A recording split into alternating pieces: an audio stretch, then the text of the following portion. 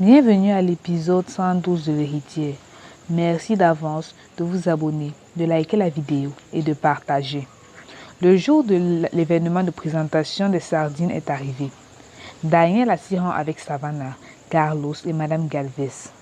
Carlos essaie alors de retarder Daniela pour l'empêcher de dire au juge que les sardines de Romina sont périmées. Pourtant, la cause principale de la péremption de produits de Casuna Sardines était Daniela, grâce à sa complice exerçant dans l'entreprise.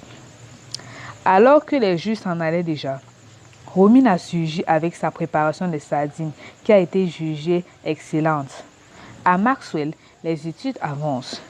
Une amie de classe de Cassie vole alors Cersei de l'argent, puis se rend dans son casier et lui vole encore ses livres.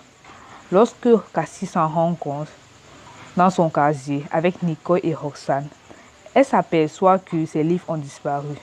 Roxane, Nicole et Cassie, pour alors piéger le voleur, élaborent un plan dans lequel il dépose le téléphone de Cassie dans sa classe. La fille alors se retrouve seule face à la tentation. Elle cède alors et vole le téléphone, puis s'en va.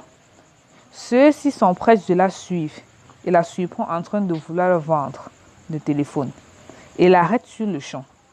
Cassie découvre alors que sa camarade est pauvre. Sa mère vient de suite et blâme sa fille.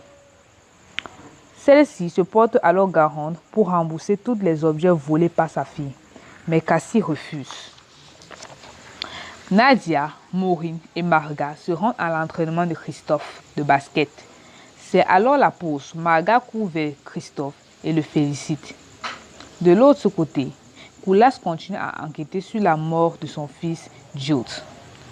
Il commence par aller à l'hôpital pour rencontrer l'infirmière qui s'occupait de Jude avant son opération. Mina prévient alors Koulas que pendant l'opération de Jude, un homme déguisé s'est introduit dans sa chambre et le tue. Dès qu'il sort, c'est où Jude fait alors un arrêt cardiaque subite.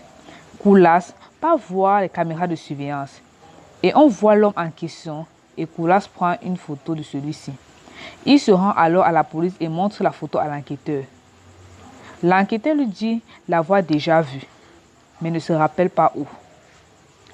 Il se trouve alors que c'est l'homme qui a essayé de tuer Cassie et Christophe. Koulas et Mina se rendent au casino d'Hector et l'homme en question y était.